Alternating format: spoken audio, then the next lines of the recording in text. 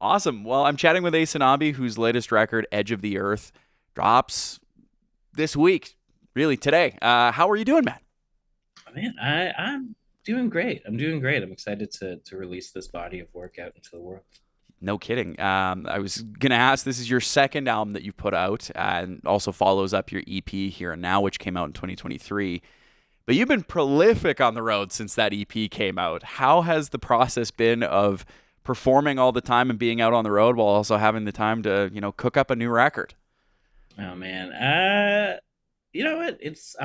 I'm surprised. I'm Interesting. surprised we did it, but I'm surprised that I'm not surprised. Like when I when I'm back home, which is kind of very briefly, I usually try to get into a studio or try to write or try to keep kind of flexing the writing muscle. So yeah, no, it's not easy, but I think I don't know. I have a good work ethic, I guess. I don't know. Yeah, totally. I'm a psycho. Hey, if that's your love, right? I mean, it feels like, you're not working, but you are working, right? So, Well, I think it's like when I get home for a bit, I do take that time to kind of reflect and do it intentionally. Like I try. I would love to be one of those people who go on the road and just set up. Like I have this little mobile recording rig that I bring with me on the road that just sits in the box in my luggage, eating up space the whole time. But like maybe one day I'll do it. But yeah, when I'm at home, I write, and yeah, that's what all these songs are. Just yeah, all the songs written over the last couple of years that just really it offers people a window into my life. The first record was about my grandfather. The second record was this kind of breakup EP, and this third record is a look at me as an artist and totally. my inner workings, and hopefully people like it. Yeah, that's the hope, right? I was just about to ask that, your records seem to explore themes. With, this latest record, Edge of the Earth, what were you kind of hoping to explore when you entered the studio? um, just keep the integrity of the work, just keep writing from an honest place. And that's what I've done with all the records. This record, it started with Dreamcatcher. I wrote that in 2022 when my career was just starting to kind of do it, starting to career. And I remember we wrote it from this place of just like, I had like, insane imposter syndrome and like, oh Yeah, man, I can't believe all this is happening to me of all people, and like, um, and we wrote it from this space where we just asked this question, like, how do we value art and how much are we kind of willing to sacrifice for it? And all the songs kind of speak to that. And yeah, it's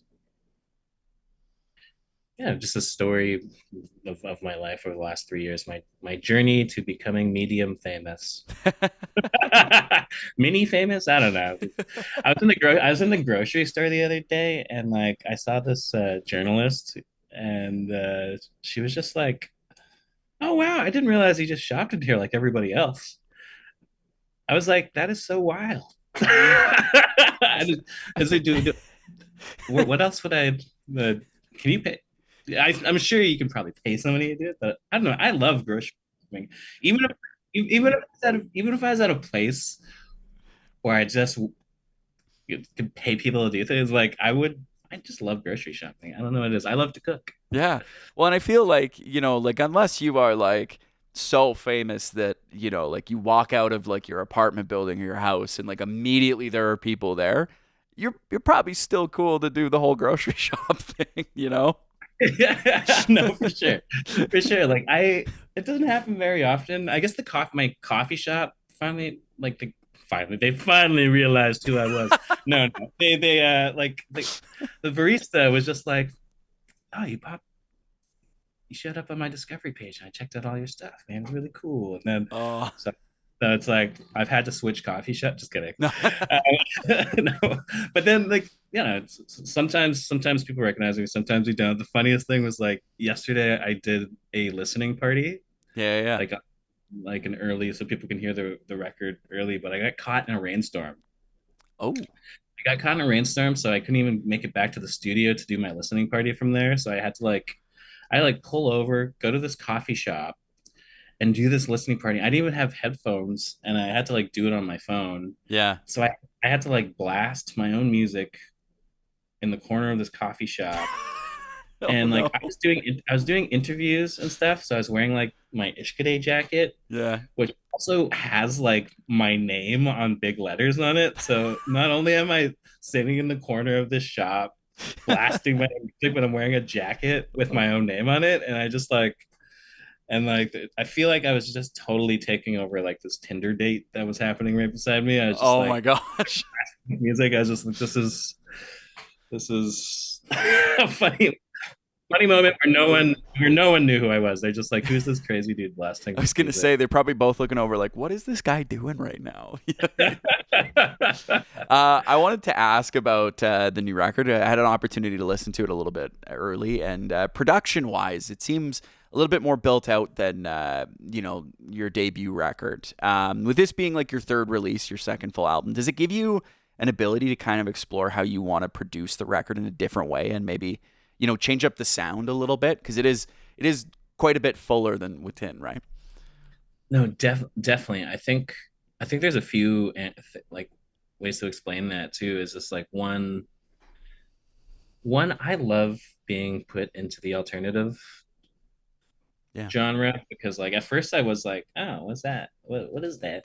But I love how it's so like wide and spacious that like it does give you room to like not be pigeonholed and experiment sonically, and it doesn't like throw too much for people for a loop or anything that you do in something yeah different. But I think with the first record too, like it was a bit more rootsy. It was a bit more even gospel elements, and that was like an Yeah. intentional choice because of the context of the record.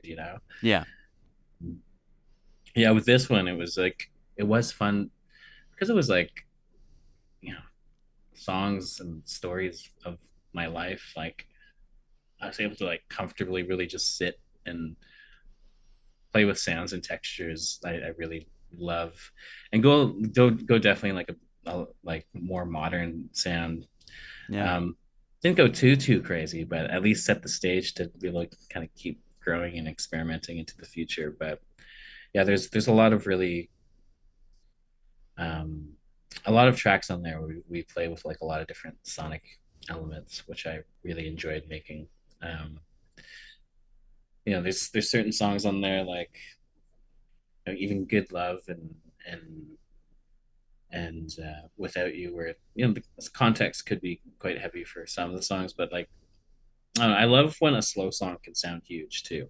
It was it was quite cool to listen and kind of, see the evolution and stuff, right? So that's it's something you can always keep working towards as an artist in the future too. Yeah, no, it's just like always creates room to even like you know, switch it up. Maybe down the road, be like, oh, maybe I'll put out an acoustic record. But Yeah, totally. yeah, I'm excited for this one because like we've had the chance to like play a number of these songs live and kind of workshop that part of it, and it's been yeah, just a lot of I don't know. It's always really refreshing sometimes to play new music and share stories and I don't know. You're always kind of excited about like the newest thing that you've made. I wanted to ask you about your background because, of course, before you switched into being a full-time musician, your profession before that was journalism. Yeah, When you made that switch, and as a journalism grad myself, I had to switch it up a little bit, going from journalism as my field of choice to radio. What was that experience like for you? Was it scary to make the jump and be like, all right, this is what I'm doing full time now? yeah. You know what? When I quit or put in my 2 weeks notice, yeah, I didn't quit. I didn't quit in like some grand stuff like I'm out of here. I was like Get my letter. And I was like trying to use all the benefits I could before I was out. Getting a new pair of glasses and some dental work before you leave. Yeah, like yeah, I just like four pairs of glasses. I got like, yeah, I was out there doing all the stuff, but I was curious. I was like, you know what? I hope I can pay rent. I hope I can pay rent doing Yeah. this. Because it was like nerve wracking leaving like the safety net of having like a full time job and the a paycheck every 2 weeks. So it's like that was like one thing, and I remember pretty vividly too. Like I commissioned the artwork um of like the big beautiful like the portrait of my grandfather. Yeah. That's now the record, Yeah. right? The cover, right? And I remember I commissioned that for a music video idea I had, and that song never got picked as a single. So um and I never commissioned art before, so I never knew how expensive it was. Yeah. So when I got the bill, I was like, oh man, that's a big chunk of my savings. And like I'd bought some nice shoes, and I was like, wow, that probably wasn't like the smartest thing I did to like leave my job to pursue music, and then I buy fine art and a nice pair of shoes. But it was a beautiful moment though, because I remember like we got the masters, the first record, and my manager's like, "Do you have an album cover in mind?" And like I was like staring at like this almost 6 foot portrait of my grandfather in my living room at the time, and I was just like, "Yeah, I think I got the perfect album cover." So things happen the way they need to sometimes. But yeah, stepping away from that to do music um, was like definitely a little nerve wracking. But at the time, like I had a like a small team formed, and it seems kind of they had my back. So to have like one foot in music and one foot out of it kind of seemed like I was doing like a bit of a dishonor to them for having my back. So I was like, all right, well, let's do it. And I used up all my sick days, so Yeah. I couldn't like call in sick and appear on a stage somewhere. So I was like, nah, maybe it's time to, yeah, And that decision worked out well for you because, I mean, the first album was a hit, and, now we've got the second one for everybody to enjoy, which is awesome. So, yeah. And it's wild. I've been hearing Home a lot on the radio, and like that's been pretty wild. Like I don't know, like I think I was driving the other day. We were off to an interview, and someone was like, "Do you ever get sick of hearing yourself on the radio?" And I was like, "No." Like I don't know. it's a good I hope I feeling. never get used to it. I hope I never get used to that. Like that's such a wild feeling. And yeah, home is such a. Yeah, I love working with Lala. I love working with Scott, but it is like probably like the brightest, least melancholic sounding song on the record. So Yeah. I'd say enjoy it while it Yeah. lasts. Totally. And we're going to see you here in Calgary for the Canada Day celebration. You're going to be playing with Yeah, Sam Roberts' band. Stoked for that? yeah, man. I'm really excited about that. Like I love that whole crew. Um, and yeah, I think it's important. I think it's important to kind of to be there. I know I have a lot of peers who won't take part in like the Canada Day festivities. There's a lot of things to reflect on, and that's what I Yeah. always, for me personally, I'm always like, it's really good to have all the voices there and all the perspectives, and to Yeah. really, you know, to celebrate the wins, but also have the moments of reflection too. So, Yeah. and and and I do just love playing in Calgary as well. I do love have fond memories of playing there, and everyone's so nice. And man, I don't know, I just love the mountains too. So that Yeah. range is sweet. It's a good spot. We are, yeah, so excited to see you there. And then, hopefully when you continue to tour the record, make your return at some point. I know you've got lots of tour dates booked into the fall and stuff. So we're stoked for you to release this new record and stoked to see you soon. Yeah, I'm stoked to be there, and many more dates to be announced as well. So, Ooh, a little teaser there. oh yeah.